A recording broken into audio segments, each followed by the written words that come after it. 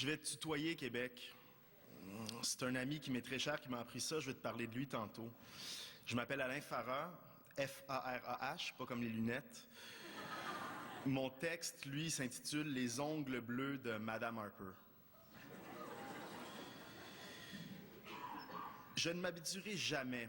J'ai mal au ventre depuis que j'ai 15 ans. Une des premières choses qui m'est parue étrange quand je suis tombé malade pour la première fois, c'est à quel point mes ongles étaient bleus. Les médecins de Sainte-Justine m'ont expliqué que mes hémorragies et ma mauvaise alimentation réduisaient ma tension artérielle et la circulation sanguine aux extrémités de mon corps et qu'à cause de ça, justement, le sang et la circulation se faisaient plus difficilement. Roland Barthes situe l'origine du style d'un écrivain dans son corps. Et à mon avis, il en est de même pour les rapports que l'intellectuel entretient aux politiques.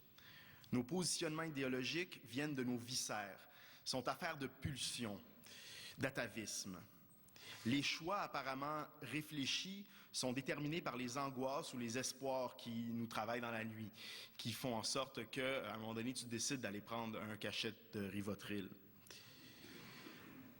Être de gauche ou de droite, indépendantiste ou fédéraliste, importe moins que de savoir si tu es serein ou non de la situation, pour reprendre une vieille expression.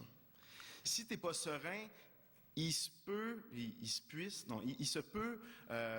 suis hanté par le subjonctif, il se peut que tu sois irrité, donc possiblement intense, donc nécessairement vivant, et il y aura au moins aujourd'hui une raison de sourire. Parce qu'il n'y a pas de politique sans antagonisme, comme il n'y a pas de bonne histoire sans méchant.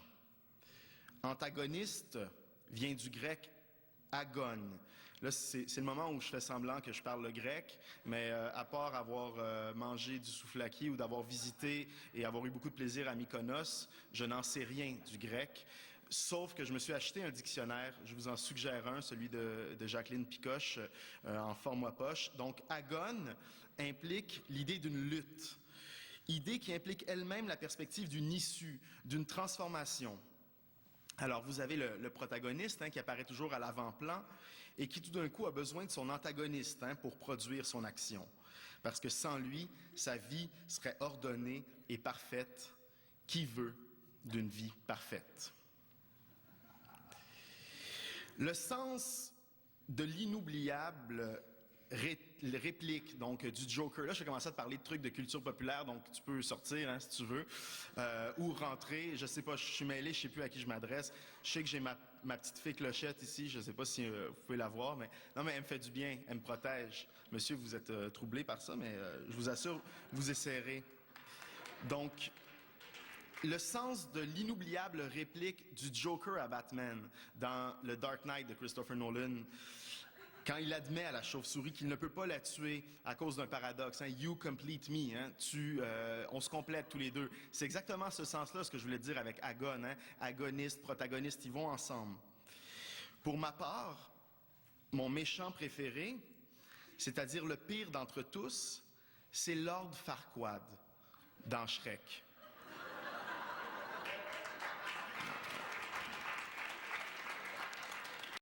Petit de taille, il est très petit.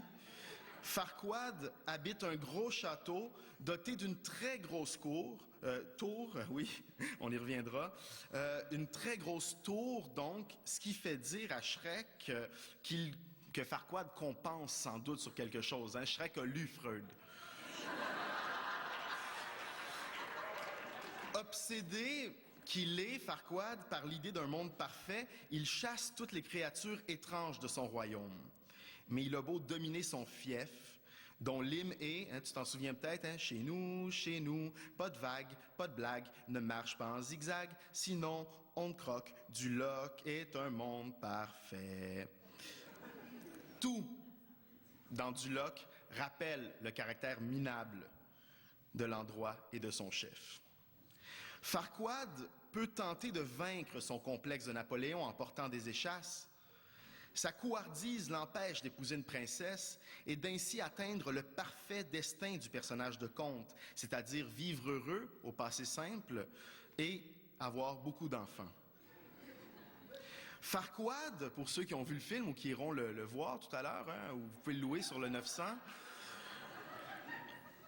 Farquaad sous-traite sa quête à Shrek, qui libère la princesse à la place du nabot. Et Fiona tombe amoureuse de l'ogre vert, héros imparfait, parce qu'aux antipodes de la représentation traditionnelle du prince charmant. Hein, tu t'en souviens, Québec, Shrek, il rote et il sent mauvais. Pourquoi je te dis tout ça aujourd'hui? Tu es en droit de te poser la question. C'est que chaque jour, depuis le 2 mai 2011, je revis cette scène. Je suis dans une chambre vraiment somptueuse, payée par le Conseil des arts du Canada qui m'a demandé d'évaluer des dossiers. Je regarde l'émission spéciale à propos des élections, puis je me demande comment être, en fait, un écrivain politisé. J'essaie de me rappeler ce que le vieux Sartre appelait la responsabilité de l'écrivain. La différence entre notre situation et celle de 47, au temps où Sartre, malgré son strabisme, a défini sa doctrine de l'engagement, la différence, elle réside sans doute dans le fait ou dans le sentiment contemporain que nous avons d'un gel historique. Et Batlam, au début de la journée, a parlé d'ébullition. Moi, je trouve qu'on est à médium. J'aimerais qu'on atteigne le 100 degrés d'ici quelques semaines ou quelques mois.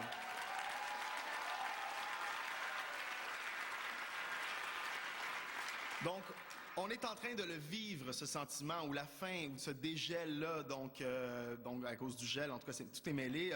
Mais grosso modo, il y a cette impossibilité-là qu'on a longtemps sentie devant l'ambition que nous avons, certains d'entre nous, de changer quelque chose à l'époque. Or, on est en train de le voir, et encore plus depuis le 2 mai, que le monde change et que nos antagonistes ne se gênent pas pour célébrer leur mainmise sur le cours des choses. Ce soir, c'est-à-dire le 2 mai, si tu me suis, parce que je suis en train de revivre un souvenir, puis j'avais regardé Shrek juste un peu avant.